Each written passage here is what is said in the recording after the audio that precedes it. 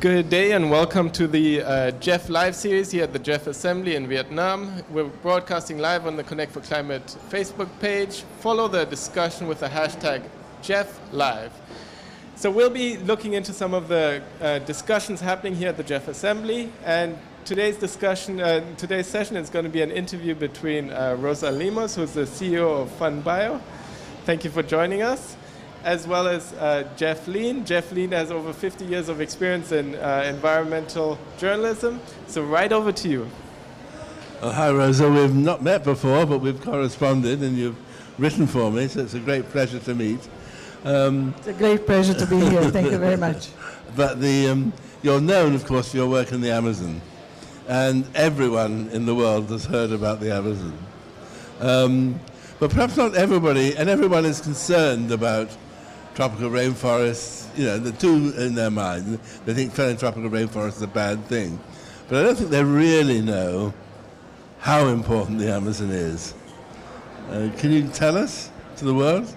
Yes, I believe that it's one of the most important tropical forests because of its extension. In terms of size, it beats anywhere else. In terms of biodiversity, it's also very high. And it encompasses 9 different countries. So when you talk about the Amazon forest, you're talking about a river that detains 20% of the water, the fresh water in the world. You're talking about 9 countries. You're talking about millions and millions of hectares of forest that it still stands. So it has a great effect not only biodiversity, but in climate as well. And it's the most biodiverse and the most diverse culturally region in the world, is that right? That's right. And it sort of affects the weather of the whole of Latin America. As I understand it, it generates the rain which then goes off to the Andes and turns left and then falls on the agricultural areas of Brazil. That's very right. Well, the trees evaporate. Yes. And they create rainfall that travels to the east and reach the Andes, the chain, the mountain chain, and then goes down. So the rain that supports agriculture in the south and southeast of Brazil and other countries depend on the forest in the Amazon.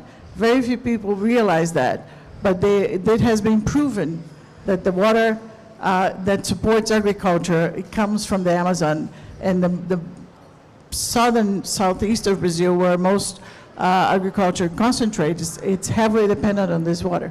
And there's been some big droughts in Sao Paulo.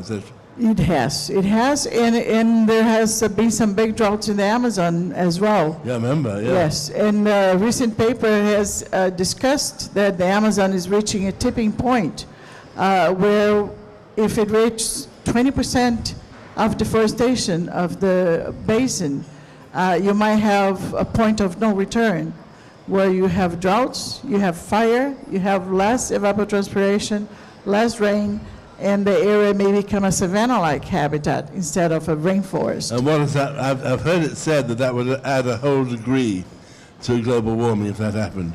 That's true. One more, and we are in the verge of losing the most important rainforest in the planet. And that's why it's so important to preserve it, and also to find new ways of living off the forest and not cutting it down for a different purpose. So, but there is good news. I mean, I think, again, perhaps not everybody realizes that, but in the last 10, 20 years, yes, there's been quite a change.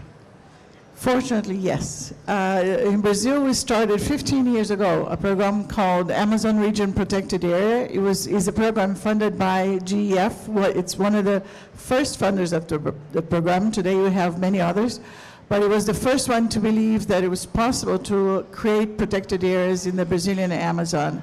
And more than 25 million hectares of protected areas are created in those 15 years. We have today 60 million hectares protected in the Brazilian Amazon alone in this program.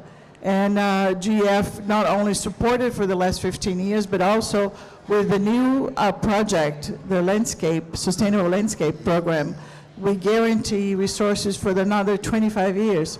So I don't know of any other conservation project of this size 60 million hectares, it's equivalent to 2 Germanys that will last more than 40 years. We will support it more than 40 years. And GEF-6 just created another program in Colombia and Peru, which will be replicating what APA has done in the Brazilian Amazon. So this is also very important because you're talking with other countries in the basin. You are disseminating successful programs to other countries. And we just talked yesterday that GEF-7 should support other countries in the basin as well, so we can have a basin-wide program of protection. So to summarize, over 15 years, this Global Environment Facility Program has caused the protection of an area twice the size of Germany. And they're now guaranteeing to go on for another 25 years in Brazil, but also Colombia and Peru have been brought in with similar schemes, and other countries are doing something similar. I mean, do you know anywhere in the world where things have been moving on quite this scale? I don't know of another project of this scale. I really don't. It may exist, but I have no knowledge of any other project that has lasted so long and has gone through different governments, 4 different governments. The program is still strong. And one of the key issues here is not only the support from GEF and other donors, but also the fact that the environmental funds in the countries are the operating agencies, the executing agents for this. So no matter the changes in the government, the program it has longevity and sustainability and governance. So there are political changes, but the program is still working and is still doing very well. And it's not just sort of drawing lines on the map. I mean, deforestation has dropped quite dramatically in the Amazon area, hasn't it? That's right. In the late 90s, when this program was designed, the deforestation was extremely high. It was like 15,000 hectares per year. 1,000 square kilometers per year. That's really high, yeah. And it has dramatically dropped to 3,000 to 5,000 square kilometers per year. So it's a huge drop. And we wanted to continue, actually we want to get to zero deforestation in the next few years. That's still not possible, but this is a goal that we are pursuing. And is that down to government policies as well as creating reserves? Definitely. There's a policy of no deforestation, patrolling, command and control policy, combined with creation of protected areas. So we have created large corridors that connect different categories of protected areas as well as indigenous lands. So you have corridors that are like 25 million hectares long, and that makes the big difference in terms of landscape, in terms of conservation, in terms of security. And wildlife can move along them, and you don't split these places up. Exactly. You maintain the system, you maintain the function of the system. But haven't there been worries that things were going backwards in Brazil for a while? I mean, there have been moves in the parliament by the agrarians, haven't there, to increase deforestation? Yes, it is. And unfortunately, I think this is a global movement. We have been moving backwards from the last few years. But we are working very hard to stop that deforestation, reduce it, and working with the government to change or reinforce the policies of no deforestation, and trying to implement a more sustainable development for the region. And what does public opinion in Brazil and Colombia and Peru feel about this? The people that know the program are very proud of it. Unfortunately, it's confined mostly to the conservation community, but in Brazil, it's well known. And internationally, every single international conference has heard of it. It is growing the knowledge of the program. We have the private sector now donating to the program, which was unheard of a few years ago. It's a donation. It's not an obligation. It's free money from the private sector, which is no strings attached, which is very rare. And it's becoming more common, and they are so proud of the program, they are investing in it. One worry must be climate change, though, because surely that can overwhelm everything you're doing. Well, it's the egg or the chicken thing. You never know. I think we have the obligation to try, and conserving the forest is the most important thing we can do in Brazil for contributing to reduce the CO2 emissions and influence in on the climate change.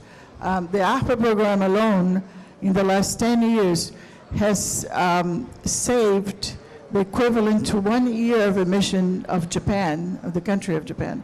So it is a very significant reduction of CO2 emissions on the Brazilian side, especially because the number one emissions in Brazil comes from deforestation. So this program has helped reduce the release of CO2 in a very large scale. And that Brazil used, because of that, to be one of the biggest emitters in the world. I mean, 3 or 4, didn't it? Something like that. Yes, we were in the high numbers. So for young people who might be concerned about tropical rainforest or concerned about climate change, what should they do? What would your message be to young people watching this? I believe the younger generation today are more conscious about sustainability, about development, about the changes that needs to be made in the development model. And I believe they will make better choices in the future based on what they have seen and what they are seeing now. Thank you, Rosa, very much. Thank you. Thank you so very much. Good.